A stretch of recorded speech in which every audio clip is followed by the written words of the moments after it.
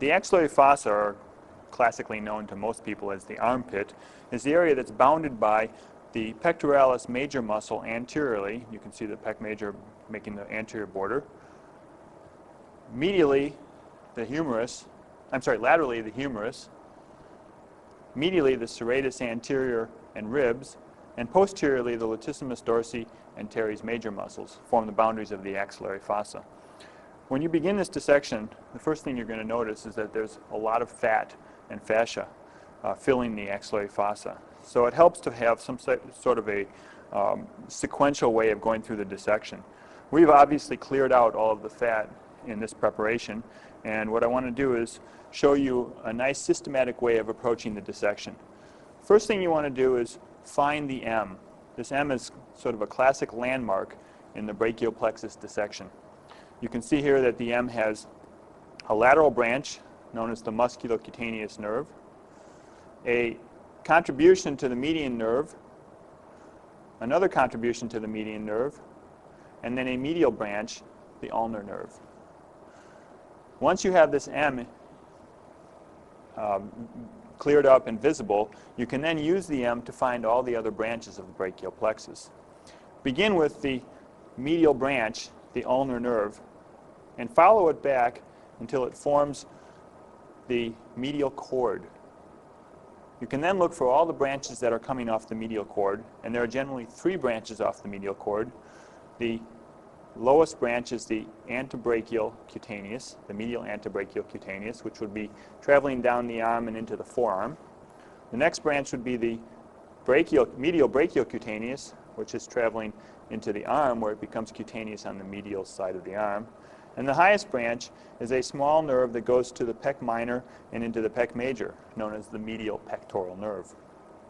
Now, you can follow the medial pectoral nerve back out to the pectoralis minor muscle, and you can see that it oftentimes makes a loop with another nerve, the lateral pectoral nerve, which comes off the lateral cord. It may be hard to see in this preparation, but the lateral pectoral nerve is making that loop with the medial pectoral nerve right here. You can see the actual looping of those 2 nerves. The lateral pectoral nerve will take you to the lateral cord, and we can confirm that by going back to our original M. And we can see that the musculocutaneous nerve takes us back to the lateral cord. The only branch off the lateral cord was the already mentioned lateral pectoral nerve. Now, if you pull the lateral cord and the medial cord out of the way, flip them out of the way along with these cutaneous branches, you will expose the nerves that are behind the axillary artery that are all branches of the posterior cord. The 2 major branches off the posterior cord are these large nerves right here, the radial nerve, which continues down into the arm and forearm, and the axillary nerve, which dives down around the into the back of the axillary fossa to supply the teres minor and the deltoid muscle. These 2 major branches are the large branches of the posterior cord. So this would be the posterior cord. There are 3 other branches, smaller branches of the posterior cord, known as the upper, middle, and lower subscapulars. The easiest way to identify these 3 branches is to find the nerve that supplies the latissimus dorsi muscle, and we can see the latissimus dorsi muscle right here with a nerve going into it. That is the middle subscapular nerve, also known as the thoracodorsal nerve. Now, since that's the middle subscapular, there should be a nerve coming off the posterior cord inferior to that one, the lower subscapular, and a nerve coming off the posterior cord superior to that one, the upper subscapular. So that gives us the 3 subscapular nerves, which are all branches off the posterior cord. We've now found the terminal branches of the brachial plexus and the branches off the medial cord, the lateral cord, and the posterior cord. Now we're going to go further up the brachial plexus and see what contributes to form the cords, and then look at branches from the trunks. The 3 cords, medial, lateral, and posterior cord, are each formed from divisions that come from the trunks. So the 3 trunks, the upper, middle, and lower trunk, seen right here, lower trunk, middle trunk, and upper trunk, each divides into what's known as an anterior and a posterior division. And we can see those divisions off of each trunk. The lower trunk has an anterior division and a posterior division. Notice that the posterior division forms the posterior cord, and the anterior divisions go to form medial and lateral cords. The middle trunk has an anterior division and a posterior division. Once again, the posterior division forms the posterior cord, and the anterior divisions contribute to either the medial or lateral cord. And finally, the upper trunk also has an anterior and a posterior division. Once again, the posterior division forms the posterior cord, and the anterior division contributes to either the lateral or medial cord. Now, what we want to do next is look for branches that arise from the trunks. And as far as we're concerned, there's only one important branch that comes off the trunk that we're really going to be worried about, and that is the suprascapular nerve, which comes off the upper trunk. So we can see the suprascapular nerve coming off the upper trunk and running back to the scapula through the suprascapular notch. We've now looked at all the branches from the trunks that we're concerned with, and the next thing we want to do is look for branches that come off the roots. Now, the roots of the brachial plexus are C5, C6, C7, C8, and T1. There are two branches that come from the roots that we're going to be concerned with: the long thoracic nerve and the dorsal scapular nerve. The long thoracic nerve is very easy to find as you look at its terminal distribution. You can find this nerve by picking up the serratus anterior muscle and looking on its superficial surface. This is one of these situations where the nerve actually supplies the muscle from its superficial surface rather than its deep. And it's very easy to see the long thoracic nerve as it lies on the serratus anterior. You could trace this nerve back to the roots of the brachial plexus and find that it actually arises from C5, 6, and 7.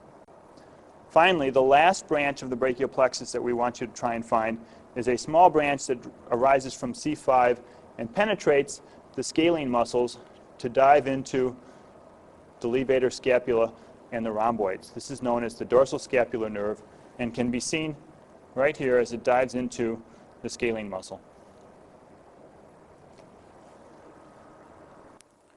Now that we've looked at the branches of the brachial plexus, what we're going to do on the other side is cut away the things that are made up of the anterior division components of the brachial plexus to uncover the brachial and axillary artery that lies underneath. So we're going to uncover the artery underneath by pulling those branches away. Now, we're going to be concerned primarily with the axillary artery, but we will look down into the beginning of the brachial artery as well in this dissection. The axillary artery is that segment of the artery that is the continuation of the subclavian artery, and it begins at the lower border of the first rib, which is about here, even though we've actually removed the first rib at this point. And it runs from the lower border of the first rib all the way down to the point where it crosses the lower border of the teres major, which is about here, as you can see by the tendon of the latissimus dorsi muscle underneath. So this would be the segment that includes the axillary artery.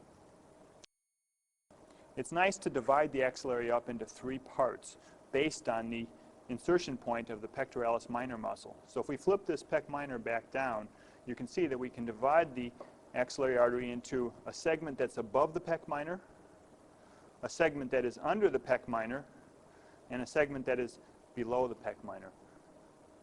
So we'll now move the pec minor back out of the way, and we'll look at the branches of those three segments. Conveniently, there is one branch off the first segment, two branches off the second, and three branches off the third. The branch off the first segment is a very small branch which is oftentimes torn, and as you can see, it's also torn in our dissection, the supreme thoracic. This is a small branch that supplies the first two intercostal spaces. The branches off the second division of the axillary artery are branches to the muscles, the pectoralis major and minor, the coracoid process, the acromion, and they come from a trunk known as the thoracoacromial trunk. You can see one branch of the thoracoacromial trunk right here, you may have multiple branches. Here's another little tiny branch that is considered part of the thoracoacromial trunk.